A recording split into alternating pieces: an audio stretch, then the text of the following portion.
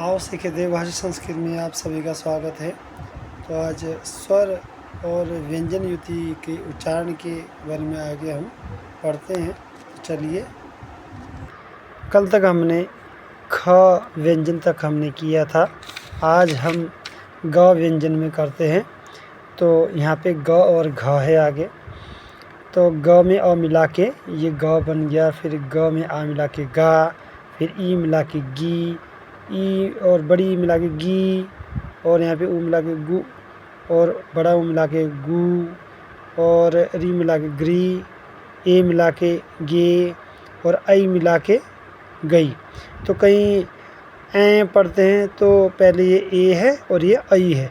तो जैसे इसमें व्यंजन मिलाएंगे तो वह गई पड़ा जाएगा। के क में होगा तो कई, ख में होगा खई, वैसे ग से मिला के गई होगा। वैसे ओ मिला के गो, और औ मिला के गऊ, और औ है। इसमें भी हमें ध्यान रखना पड़ेगा उच्चारण करते हुए। और अंग की मात्रा मिलाने से गम, और विसर्ग मिलाने से गह। तो यहाँ पे हम जैसे मैंने ज़्यादा उदाहरण दिया है तो एक दो उदाहरण दिया है। जैसे ग में गमला, और गा से हम गाना, गाता, इस प्रकार बना सकते हैं। गी से गिरना, और गी से गीता, गीत, गु से गुमान। और इससे अगर जिससे निकलता जाए, जहाँ जहाँ हम पढ़ते हैं हिंदी के, कहीं भी हम को कुछ गद्यांश पढ़ते हैं या कोई कहानी कथा पढ़ते हैं, तो उसमें जहाँ भी इस प्रकार के शब्द से शुरू होते कोई भी हम अक्षर देखते हैं तो उनका उच्चारण ऐसे ही होगा। और गृह, जैसे गृह हो गया तो गृह, गृह में ये गृह आता है, और ये री की मात्रा ग पहले झटके से पढ़ना होता है, फिर री की मात्रा, तो गृह। और ए की मात्रा गे, और ऐ की मात्रा से गई, ग और ऐ गई, और ओ मिलाने से गो, और औ मिलाने से गऊ, गम, गम, ग और अम मिलाने से गम हुआ, और ग में विसर्ग मिलाने से आहा। तो ग और विसर्ग आहा, गह। वैसे अब घ अक्षर जो है, घ में अ मिलाने से घ, घ आ घा, ई मिलाने से घी, ई मिलाने से घी, जैसे घिसना, घिया। और घी, ई की मात्रा से घी हो गया, और ऊ की मात्रा से घू, और बड़े ऊ की मात्रा से घू, और ये घू। और री की मात्रा से घ्री, जैसे घृणा। कई लोग जैसे पढ़ते हैं तो री की मात्रा शायद उनको पढ़ा ना जाए, तो घ्री से ग और री, तो घृणा इस प्रकार पढ़ सकते हैं। और ए की मात्रा से घे, घेवर, और ऐ की मात्रा से घई, और ओ मिलाने से घो, घोड़ा वगैरह नाम आ जाता है।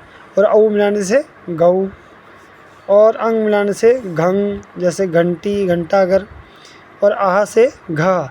एक और चीज़ है कि बच्चे जो है या कई बड़े लोग भी घ और ध में अंतर नहीं कर पाते हैं, और घ की जगह ध कर देते हैं और ध की जगह ग कर देते हैं।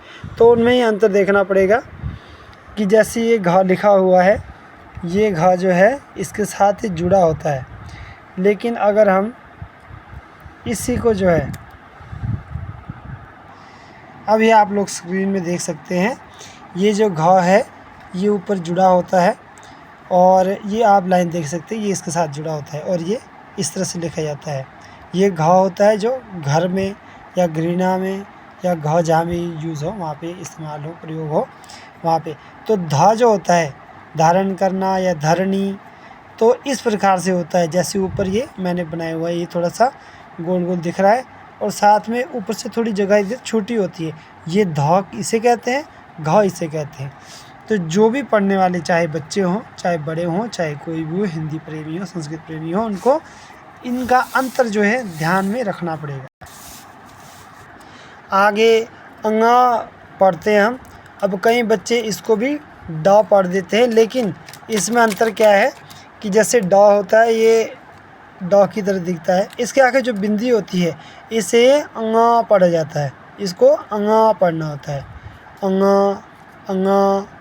तो यहाँ पे अंगा, और अ, ङ, ङ प्लस आ, ङ, और ई मिलाने से ङी, और बड़ी ई मिलाने से ङी, ङी, और ऊ मिलाने से ङू, ङू, और री मिलाने से ङी, और ए मिलाने से ङे, और आई मिलाने से ङई, और ओ मिलाने से ङो, औ मिलाने से ङऊ, और अंग मिलाने से ङंग, और आहा मिलाने से ङहा। अब ऐसे तो किसी भी हिंदी के शब्द हो या संस्कृत के शब्दों में शायद कहीं हमें मिल जाए, लेकिन इनको सिर्फ उच्चारण के लिए मैंने ये बनाया है। तो आशा करता हूँ आप सभी को इससे लाभ होगा। तो अंतर में ध्यान रखें, ङ और ड में अंतर रहता है। ङ जो होता है यहाँ पे बिंदी होती है इसमें, और ड इस प्रकार से लिखा जाता है। आशा करता हूँ आप सभी को लाभ होगा। धन्यवाद।